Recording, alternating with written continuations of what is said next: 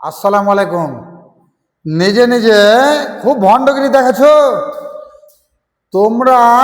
কিছু রাজমিস্ত্রি ভাইজান আমার, তোমরা কয়েকটা রাজ্য থেকে এই এই এতটা প্লাস্টার করবে, এই অতটা প্লাস্টার করবে, এই নিয়ে একটা বিতর্ক করছো। তোমাদের লজ্জা লাগে না?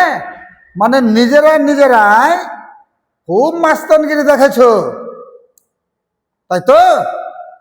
আরে তো বলবো কি, এই কি দেখবে কলকাতা, এই তারপরে তোর বোম্বাই, কেরালা, এ হায়দ্রাবাদ, এই জন্য ভাই কিছু রাজমিস্ত্রি ভাই এত যে জায়গাতে লজ্জা পায় আর দেখতেই পারে না।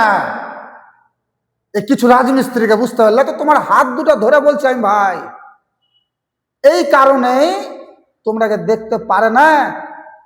তো হাত দুটো ধরে বলছি, এসব তর্ক করিও না। অনেক জায়গায় রাজমিস্ত্রির লোককে দেখতে পারে না, নিজে নিজে ভণ্ডগিরি দেখাচ্ছে। বলো, আমি তোমার দিনী ভাই, তোমাকে খুব ভালোবাসি, আর বিশেষ করে আমার রাজমিস্ত্রি ভাইকে ভালোবাসি। কেন জানো? আমরা গরিব আর আমরা হালাল ইনকাম করি। তোমরা তোমরা ঝড়ে লাগিয়ে দিচ্ছ। আরে তোমরা ঝড় লাগাবে কেন জি ভাই? আমরা মুসলমান, এক নম্বরে থাকো, হিরো হবে, এক নম্বরে থাকবে আর হিরো হবে কি করে তোমাকে আমি বলছি। 5 ওয়াক্ত নামাজ পড়ো, মা বাপের খেদমত করো, লোককে ভালোবাসো, রোজা করো, তাহলে তুমি হিরো। হিরোগিরি দেখাচ্ছ এগুলা, বলো পাল্লা পাল্লি দেখাচ্ছ। এই জন্য বলে এই আগকার মানুষ বলেছিল, রাজমিস্ত্রির ফুটানি পকেটে চিরানি আর ইটের সিথানি। সত্যিকারই ওই কথাটা না মিলে গেছে আজকে।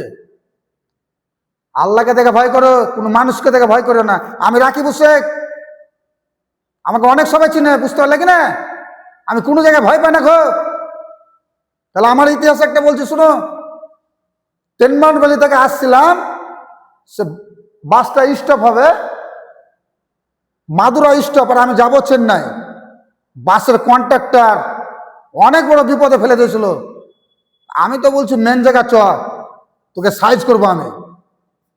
ডাইরেক্ট একদম মাদুরা বাস স্ট্যান্ডে নেমে পুলিশকে কমপ্লেন করে দিয়েছিলাম, বুঝতে লাগে না?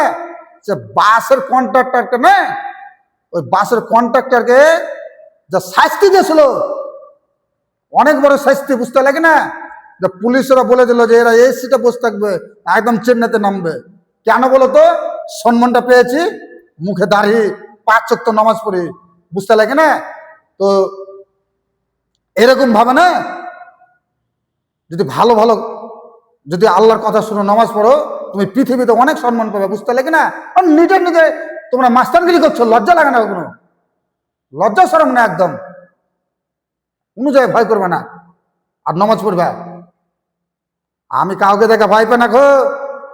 আবার টেনে হিজড়ার কাছে সেট টিফিনের গুতা খাবে বলে 5 টাকা দিয়ে দাও, কেন একটা হিজড়াকে দেখে ভয় করছো?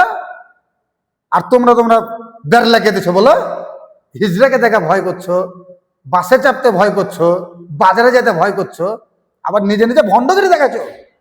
তোমাকে খুব ভালোবাসি আমি, ভালো থাকবা, সব জায়গাতে 1 নম্বর হয়ে থাকবা, বুঝতে পারলে কিনা? ভালো থাকিও। আসসালামু আলাইকুম।